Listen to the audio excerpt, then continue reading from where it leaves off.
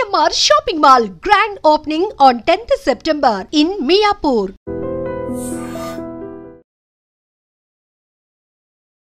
Welcome to iDream media. So జనరల్గా మనం చూస్తూ ఉన్నాము యంగ్స్టర్స్లో హార్ట్ అటాక్ రావడము. ఎందుకు గుండె ఎంత వీక్ అయిపోతుంది, యంగ్స్టర్స్లో హార్ట్ అటాక్ అనేది ఎందుకు చూస్తున్నాము? సో అంటే మన లైఫ్ స్టైల్ ఎలాంటి చేంజెస్ చేసుకోవాలి, జీవన విధానంలో రావాల్సిన మార్పులు ఏంటి, ఆహార నియమాలు ఏంటి? సో దీని గురించిన పూర్తి వివరాలు తెలుసుకుందాం. మనతో పాటు ప్రముఖ alternative medicine specialist doctor Sagar గారు ఉన్నారు. డాక్టర్ గారు నమస్తే అండి. నమస్తే. డాక్టర్ గారు, మీరు మంచి మంచి విషయాలు చెప్తూ ఉంటారు. అంటే ఇప్పుడు ఆక్యుపంక్చరు, రకరకాల ట్రీట్మెంట్స్ ఉంటాయి మీ దగ్గర, ఆల్టర్నేటివ్ మెడిసిన్ అన్నీ కూడా మీరు చెప్తూ ఉంటారు. అయితే ఈ హార్ట్ అటాక్ గురించి మాట్లాడుకుంటే సడన్ కార్డియాక్ అరెస్ట్ అవ్వడం, చనిపోవడం, హార్ట్ అటాక్ రావడం, చనిపోవడము, ఇట్లా ఎందుకు గుండె ఇంత వీక్ అయిపోతుంది? గుండె ఆరోగ్యం బాగుండాలంటే అసలు మనం ఎలాంటి జాగ్రత్తలు తీసుకోవాలి, లైఫ్ స్టైల్ ఎలా చేంజెస్ చేసుకోవాలి? చాలా ఇంపార్టెంట్ టాపిక్ మా, ఎందుకంటే ప్రపంచం మొత్తంలో #1 డిసీజ్, #1 కాజ్ ఆఫ్ డెత్ ఏంటంటే heart disease. Heart attacks #1 killer మొత్తం వరల్డ్ వైడ్. సో ఒక రకంగా ఇది రోజు రోజుకి ఇంకా ప్రమాద స్థాయి దాటిపోతుంది. ఎందుకంటే ఒకప్పుడు మనం 40s 50s దాటిన వాళ్ళకి ప్రమాదం ఉంది అని అనుకునే పరిస్థితి నుంచి ఇప్పుడు మనం చూస్తున్నాం యంగ్స్టర్స్లో కూడా విపరీతంగా చనిపోతూ ఉన్నారు.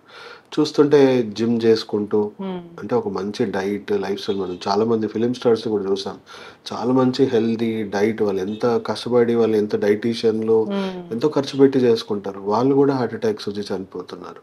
సో చిన్న చిన్న వయసులో ఉన్న వాళ్ళకి ఎలా చనిపోతున్నారు ఏంటి అని చూస్తే, ఫస్ట్ ఆఫ్ ఆల్ ఈ హార్ట్ డిసీజ్ అనేది ఇది ప్యూర్గా జీవనశైలి సంబంధించిన వ్యాధి. అండ్ నెక్స్ట్ ఇంకోటి ఏంటంటే, మనం ఏ డిసీజ్ అయినా కూడా ఫస్ట్ మన జీన్స్లోనే తయారవుతుంది. అంటే మన తల్లిదండ్రుల జీన్సే కదా మనకు వచ్చేది. వాళ్ళకి ఆల్రెడీ హార్ట్ పేషెంట్ అనుకోండి, ఖచ్చితంగా మీరు కూడా హార్ట్ పేషెంట్ అంటే నాకు హార్ట్ డిసీజ్ వచ్చే అవకాశం 100కి 100% ఉంది అంటే. సో మనకు ట్రీట్మెంట్ అప్రోచెస్ 2 రకాలుగా ఉంటుంది ట్రెడిషనల్ మెడిసిన్లో, ఆక్యుపంక్చర్, వీటిలో. ఒకటి ఏంటంటే ప్రోయాక్టివ్నెస్, అంటే డిసీజ్ పూర్తిగా వచ్చే వరకు ఎందుకు వెయిట్ చేయాలి? ఓకే, ఖచ్చితంగా మీకు జెనెటిక్గా ఉన్నాయి అండ్ ఇది #1 డిసీజ్ అని మనం అంటున్నాం అంటే ఆల్మోస్ట్ 3 వచ్చే అవకాశం ఉంది, అంత ప్రమాదకరమైనది. అంటే అది వచ్చేదాకా వెయిట్ చేయాలా? ఎందుకంటే హార్ట్ అటాక్ ఒక సైలెంట్ కిల్లర్. వచ్చాక మనం చాలా డేంజరస్ పొజిషన్లో ఉంటాం, లైఫ్ థ్రెటనింగ్ పొజిషన్ ఉంటాం, చాలా తక్కువ మంది మళ్ళీ బతికి బయటపడే అవకాశం ఉంది. సో దీనికి ఈ డిసీజ్ రాకుండా చేయడానికి ఒక ప్రొయాక్టివ్నెస్తో ఉండాలి సొసైటీ మొత్తం కూడా. డిసీజ్ వచ్చాక ట్రీట్ చేద్దాము అనే కండిషన్ ఇవ్వద్దు. సో ఇప్పుడున్న సొసైటీ అంతా కూడా మనం చూసుకుంటే ఈ ప్రొయాక్టివ్ కాకుండా రియాక్టివ్ మోడల్ని ఫాలో అవుతుంది. అంటే ఎస్పెషలీ ఇంగ్లీష్ మెడిసిన్, అలోపతి, దాంట్లో మీ క్వాలిటీ ఆఫ్ హెల్త్ ఇంప్రూవ్ చేయడానికి ఏమీ లేదు. డైట్, లైఫ్ స్టైల్ ఇవన్నీ వాళ్ళ సిలబస్లోనే లేదు. వాళ్ళకు ఉంది ఒకటే, లైఫ్ సేవింగ్. ఓకే, మీకు వచ్చింది, మేము ఎంతైతే అంత కష్టపడి మీ ప్రాణాన్ని నిలబెట్టే ప్రయత్నం చేస్తాం. అంటే మీరు అసలు ఈ అనారోగ్యమే రాకుండా చేయడానికి, మీరు ఆరోగ్యంగా జీవించడానికి ఇంగ్లీష్ మెడిసిన్లో ఏమీ లేదు. అది ఫస్ట్ మనం గుర్తుంచుకోవాలి. సో ఇన్సూరెన్స్ కట్టుకున్నాను అంటే కుదరదు. అంటే నువ్వు అష్యూరెన్స్తో ఎలా బతకాలి అనేది ఫస్ట్ నేర్చుకోవాలి. అర్థమైంది కదమ్మా? సో ట్రెడిషనల్ మెడిసిన్ నేర్పిస్తుంది అదే. ఫస్ట్ నువ్వు క్వాలిటీ ఆఫ్ హెల్త్ ఇంప్రూవ్ చేసుకోవాలి, నీకు అనారోగ్యం రాకుండా చేసుకోవాలి. సో స్టడీస్ ఏం చెప్తున్నాయి, WHO స్టడీస్ ఏం చెప్తున్నాయి అంటే 70% జనాలకి నాన్ కమ్యూనికబుల్ డిసీజ్తో చనిపోతున్నారు. అంటే ఎస్పెషల్లీ హార్ట్ డిసీజ్ కూడా నాన్ కమ్యూనికబుల్ డిసీజ్. అంటే ఎందుకు వస్తున్నాయి ఇవి? Diet, life style, stress. And next 20% జనాలు అంటువ్యాధులతో చనిపోతున్నారు. అంటే ఎవరికి వస్తున్నాయి అంటువ్యాధులు? ఎవరికైతే ఇమ్యూన్ సిస్టమ్ బాగాలేదో వాళ్ళకి వస్తున్నాయి. అంటే 90% కాజ్ ఆఫ్ డెత్స్ ఏంటి అని అంటే diet, life style, stress, immune system. ఈ 4 ఎవరు మెయింటైన్ చేయాలి? డాక్టర్ మెయింటైన్ చేయాలా? వాళ్ళ హెల్త్ కోసం వాళ్ళు మెయింటైన్ చేయాలి ఆఫ్ కోర్స్, బట్ మీకోసం ఇంకోరైతే చేయాల్సింది కాదు కదా. అండ్ ఇన్సూరెన్స్ కంపెనీస్ చేస్తాయా లేదా గవర్నమెంట్ చేస్తాయి? ఈ 4 ఎవరికి వాళ్ళే ఎలా మెయింటైన్ చేయాలో నేర్చుకోవాలంటే diet, life style, stress, immune system. So చూసుకుంటే అసలు డిసీజ్ రాకుండా ఎలాంటి జీవన శైలి పాటించాలనేది ట్రెడిషనల్ మెడిసిన్లో చాలా బ్రహ్మాండంగా ఉంది. After modern medicine highest research జరుగుతుంది ఇప్పుడు ఆక్యుపంక్చర్, ట్రెడిషనల్ మెడిసిన్ సైన్సెసే. WHO ఇప్పుడు సీరియస్గా ప్రమోట్ చేస్తుంది అండ్ దీన్ని మెయిన్ స్ట్రీమ్ ట్రీట్మెంట్గా 188 కంట్రీస్లో WHO దీన్ని ముందుకు తీసుకెళ్తుంది. ఎందుకు? ఇక్కడ చూసుకుంటే లిటరల్గా మనం ఇక్కడ హెల్త్ ఇంప్రూవ్మెంట్ కాదు ఇది. అంటే ఇక్కడ ఇప్పుడున్న హెల్త్ కేర్ సిస్టమే కాదు, సిక్ కేర్ సిస్టమ్. అది అర్థం చేసుకోవాలి. డాక్టర్స్ అందరూ లీగల్ డ్రగ్ డీలర్స్. వాళ్ళ పని ఏంటి, మీకు లక్షణాలకు మాత్రమే వైద్యం ఇస్తాడు. సో సీరియస్లీ వాళ్ళు అదే ఉంది కదా చదువులో కూడా. వాళ్ళు చదువుకుంది అది. ఇప్పుడు బియాండ్ దాన్ని చేయడానికి లేదు కదా డాక్టర్ గారు. అదే కదా, మనము అప్రోచే తప్పు ఉంది. ఇప్పుడు సొసైటీలో అప్రోచే తప్పు ఉంది. WHO అదే చెప్తుంది, ఓన్లీ రియాక్టివ్ అప్రోచ్ కాదు, హెల్త్ విషయంలో ప్రొయాక్టివ్ అప్రోచ్ ఉంటేనే కొన్ని డిసీజెస్ మీరు రాకుండా చేయొచ్చు, ఒకవేళ వచ్చినా దాని నుంచి బయటపడవచ్చు. జస్ట్ నేను ఈరోజు ఒక పూట బ్లడ్ ప్రెషర్ మెడిసిన్ వేసుకున్నాను ఇవ్వరు అంటే ఓకే, మీకు వచ్చే డిసీజ్ని మీరు డిలే చేస్తున్నారు, మీకు రాబోయే ప్రమాదాన్ని కొంతవరకు డిలే చేసుకుంటున్నారు, కానీ మీరు ప్రివెంట్ చేసుకోవట్లేదు, క్యూర్ చేసుకోవట్లేదు. అది మీరు తెలుసుకోవాల్సింది. సో ఈ ట్రెడిషనల్ మెడిసిన్, ఫంక్షనల్ మెడిసిన్లో మనం ఏం చేస్తున్నాం అంటే ఫస్ట్ మీకు ఇవి జీవనశైలి వ్యాధి, అంటే జీవనశైలిని కరెక్ట్ చేసుకోకుండా దీని నుంచి బయటపడే అవకాశం ఉందా అసలు అని మాట్లాడుకుంటే లేదు. సో మీ డైట్, లైఫ్ స్టైల్ ఇవన్నీ కరెక్ట్ చేసుకోవాలి.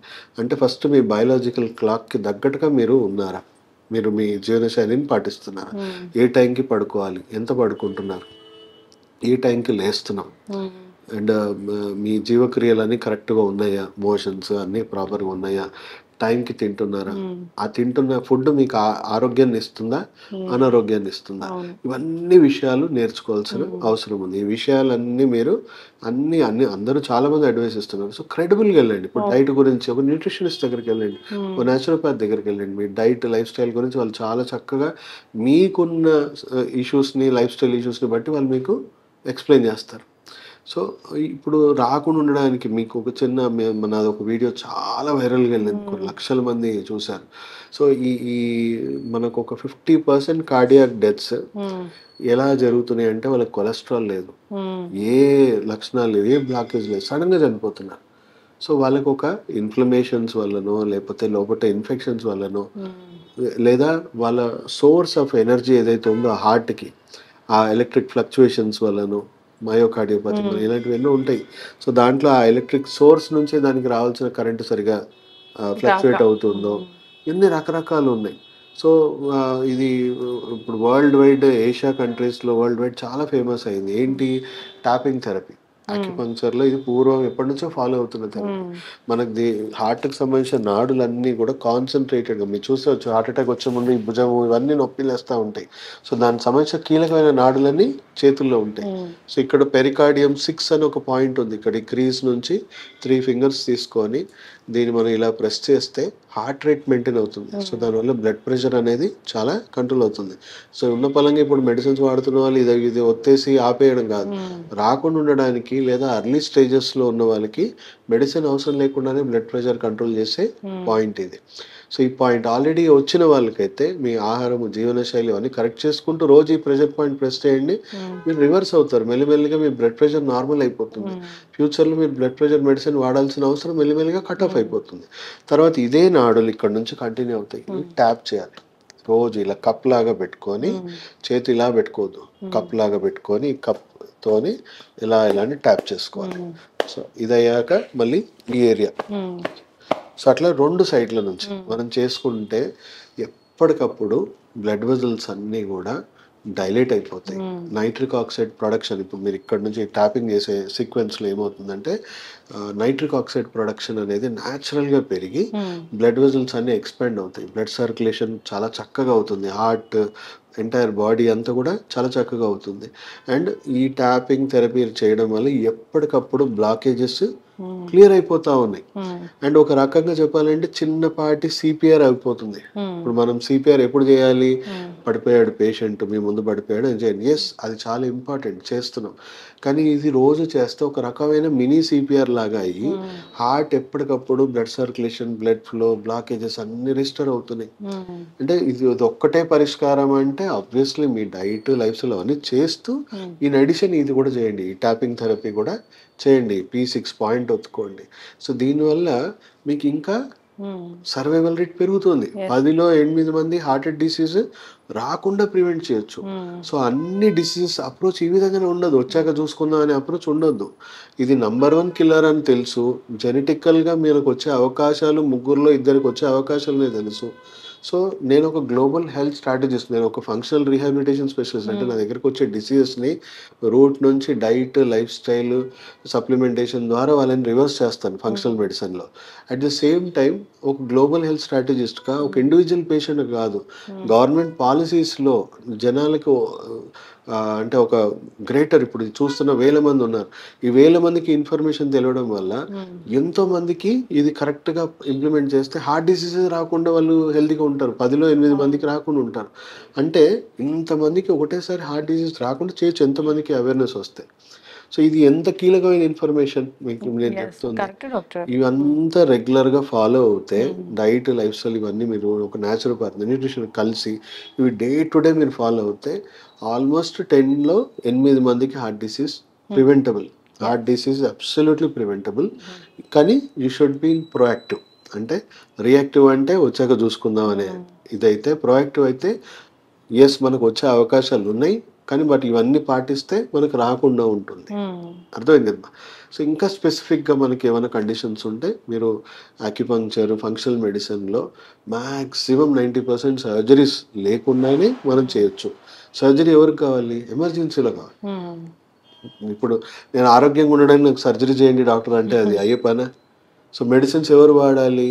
ఓకే, ఎమర్జెన్సీలో ఇప్పుడు మీరు డైట్, లైఫ్ స్టైల్తో ఇమీడియట్గా మీరు దాన్ని కరెక్ట్ చేసుకోలేకపోతే ఈ రోజు బతుకుండడానికి నేను ఎమర్జెన్సీలో ఒక పిల్ వాడడం తప్పలేదు. బట్ ఆ పిల్సే వాడతాను, నేను డైట్, లైఫ్ స్టైల్ నేను కరెక్ట్ చేసుకోను అంటే అయిపోయింది, మొదటికే మోసం. మీరు ఆ పిల్స్ రేపు వాడినా కూడా లాభం లేదు. సో పిల్స్ వల్ల మీరు just you're buying temporary time, అంతేగాని that is not an assurance to your health. అర్థమైంది కదమ్మా. సో మీ diet, life style, functional medicine ఇవన్నీ ఒకవేళ ఆల్రెడీ మీరు పేషెంట్గా అయ్యి ఉంటే మీరు రివర్స్ చేసుకొని మళ్ళీ హెల్తీ కండిషన్ రావడానికి ఇవన్నీ హెల్ప్ అవుతాయి. సర్జరీ దాకా medicine, long term medication is not the right way and right choice. అర్థమైంది కదా. అది only for emergency care. But ఇంకా చెప్పాలంటే నేను చెప్పినవన్నీ మీరు పాటించండి. 10లో 9 మందికి, 8 మందికి అయితే పక్కా రాకుండా వాళ్ళు జీవించవచ్చు.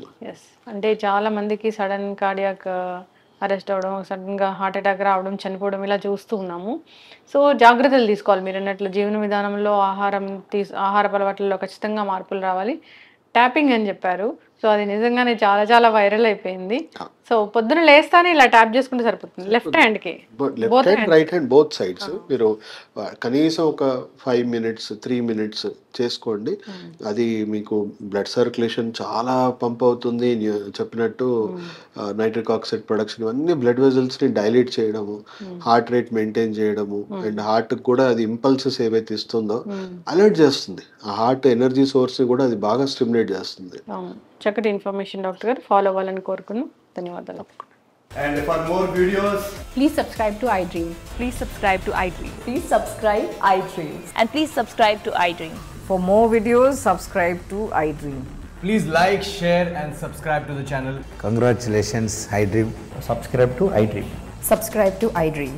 So subscribe to iDream Media. iDream ki iDream team andarki huge congratulations. Please subscribe iDream Media. Please subscribe to iDream. Subscribe iDream. Please subscribe to iDream. iDream అంటే నా కళల ఛానల్ను సబ్స్క్రైబ్ చేసుకున్న నోరు తిరుగుతలేదు, మీరైతే గంట గుర్తు కొట్టండి. For more such videos, please subscribe to iDream. Subscribe to iDream. Please subscribe to iDream. Please subscribe iDream Media. Please do subscribe to iDream. Please subscribe to iDream Media. For best entertainment and information, please subscribe iDream. And don't forget to subscribe to iDream.